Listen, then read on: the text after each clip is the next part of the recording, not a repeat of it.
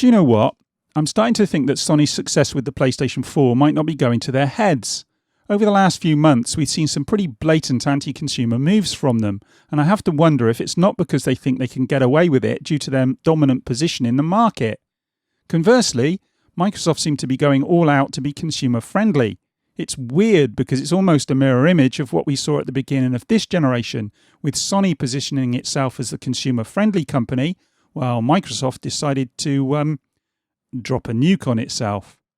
There have been hints of this anti-consumerism from Sony for some time, but the first really big thing I noticed was when we got the announcement of Spider-Man Miles Morales, and we subsequently found out that it's not coming to the PlayStation 4.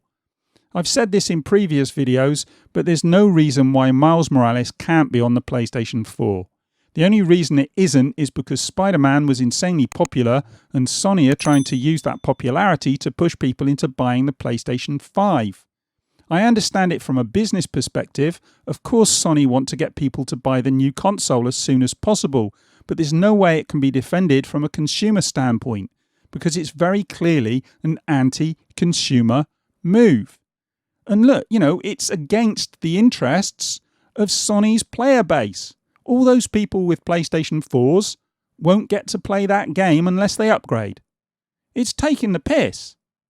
And I have to wonder if we might not see a PlayStation 4 down the line once the game has done its job and driven sales for the PlayStation 5. And I also wonder how the Sony fanboys will try to defend that if it happens. Because you can be sure they will. Then after Miles Morales, we learned that the DualShock 4 won't work with the PlayStation 5. You've got to use the DualSense controller. And look, those defending this are the same people who say you have a choice not to buy loot boxes.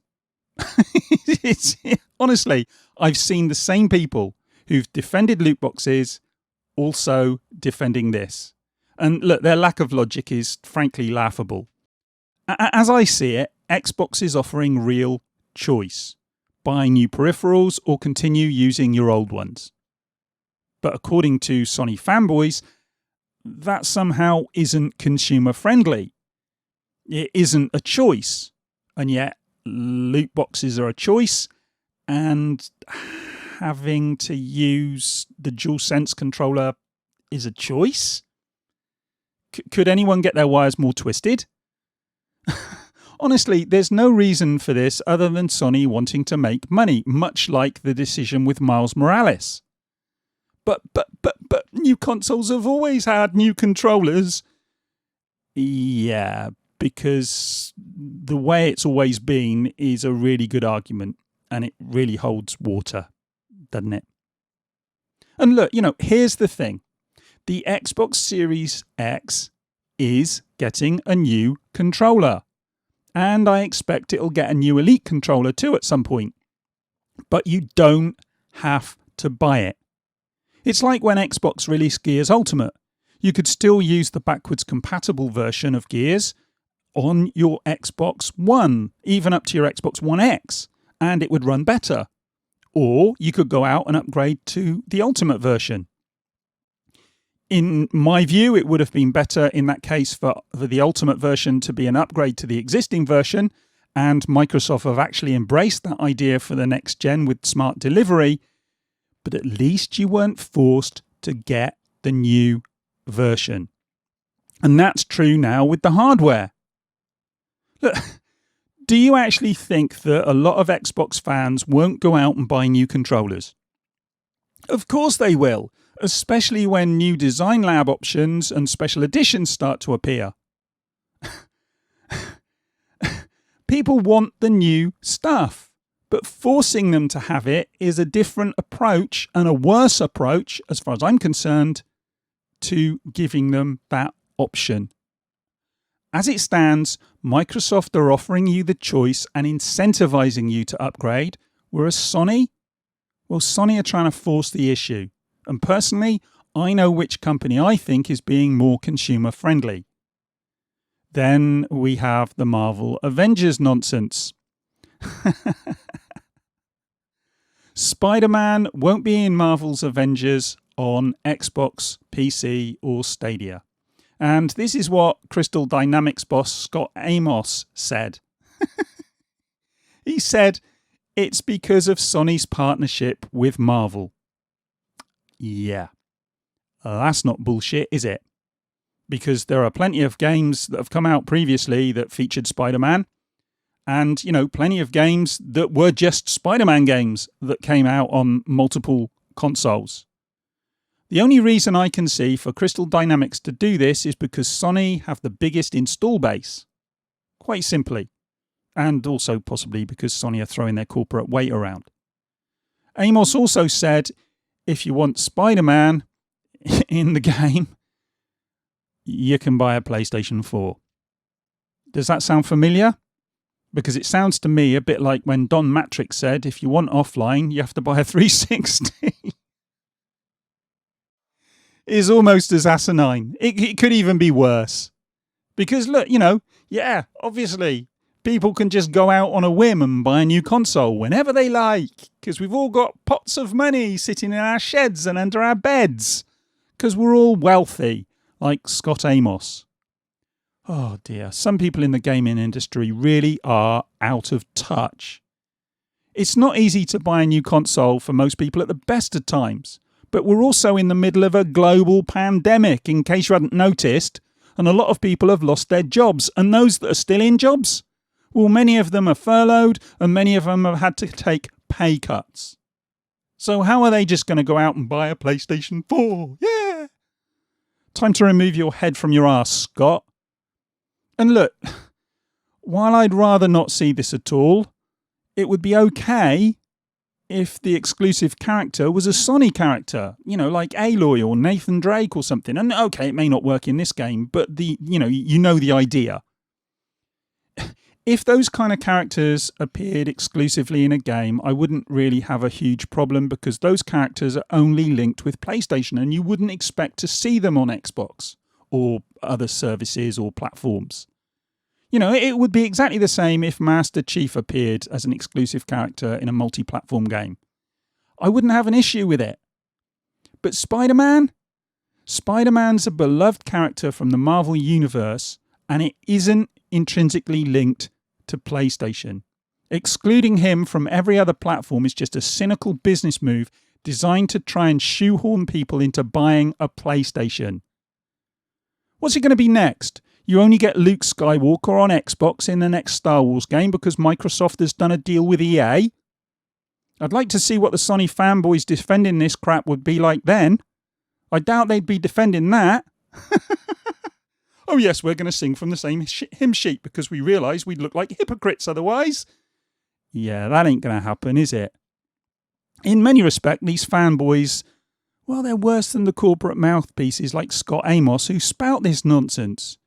Because they jump through all sorts of hoops trying to defend the indefensible without having any good reason for doing so. Look, it's Scott Amos's job to defend this stuff. Of course that's what he's going to do. What's your excuse, fanboys? Why are you doing it? Because as I've said here, if Microsoft start doing it and Nintendo start doing it and we get this across the board in lots of different games, we all lose, don't we? Oh dear. But no, it's the people who complain about exclusive characters that are the whiners. People who complain about loot boxes in games aimed at 3-year-olds are whiners. Yet these same people bleat like dying sheep when one of their beloved games like Horizon Zero Dawn or Death Stranding comes to PC. Yeah, and don't get cocky, Xbox, because you were bleating too back when Microsoft first did it with Quantum Break. Yeah, I remember these things. You changed your tune now, though, haven't you? Well, those of you who haven't jumped ship to PlayStation because you can see that there's more money in being a Sony simp, as Aussie YouTuber Blunty put it. Blunty and Jim Sterling nailed this. The people defending it and even gloating about it don't seem to realise that if the companies keep doing this, customers on all platforms suffer, as I've hinted at already. Because Xbox and Nintendo could do it. And if it becomes a regular occurrence, games will be broken up and stripped down, and with each platform we'll be getting different content. It'd be all over the place, and it'd be a bloody nightmare for us, all of us, PlayStation fans, Xbox fans, whatever your preferred platform is, because we wouldn't be able to get the full game on any system. Is that what you really want? Seriously? Is that where you want it to go? Because we've seen it before, when gamers put up with this kind of shit, it keeps happening over and over and over again. So yeah, carry on defending it and see where it leads you. Frankly, I'm sick of this bullshit, and I've just about had enough of these corporate defenders. As I've already said, it's not like they can even justify their position because they work for the companies they defend. It's more like every time Sony or Microsoft or any number of other gaming companies have some indefensible shit to sell the public, they just yell, "Bring out the GIMP!" And these drooling, shuffling sycophants come crawling out from their cages to adopt the position. And then, if anyone points out the corporate bullshit on show, they claim those people are the problem. "Stop being babies," they yell after spitting the dummy from their mouths. Yeah, because pointing out anti-consumer practices is the real problem. You imbeciles. Roll up to the corporate lobotomy program. You'll never have to think for yourselves ever again. Yay! These fanboys are their own worst enemy. And they're so dumb, they don't even realise it. Please, Sonny, let me munch on your corporate bratwurst. I'll even pay you for the privilege. And yes, you can insert Microsoft or Nintendo or anyone else in there instead of Sony, because all fanboys, well, they're just as bad as each other. Are they masochists? Do they enjoy being repeatedly fisted by Jerry from marketing while he wears spiked gauntlets? Because that's what it seems like to me. Meanwhile, those of us who are prepared to criticise all of these companies are being seen as the problem by these mewling fucktards. Criticise Sony and you're an Xbot. Criticise Xbox and you're a pony. Criticise Nintendo, and the Nintendo fans run to Mummy to complain about the nasty man.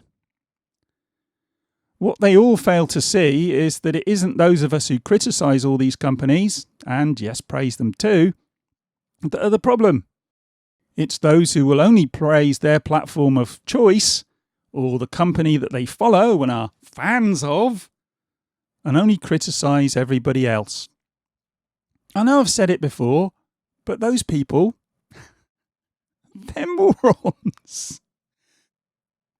They're like toxic Avengers, sitting at their computer just waiting to spew out crap should anyone say anything negative about their great plastic god, or anything positive about the imposters on the other side. Oh God, they must be constantly exhausted. I know I find them tiring.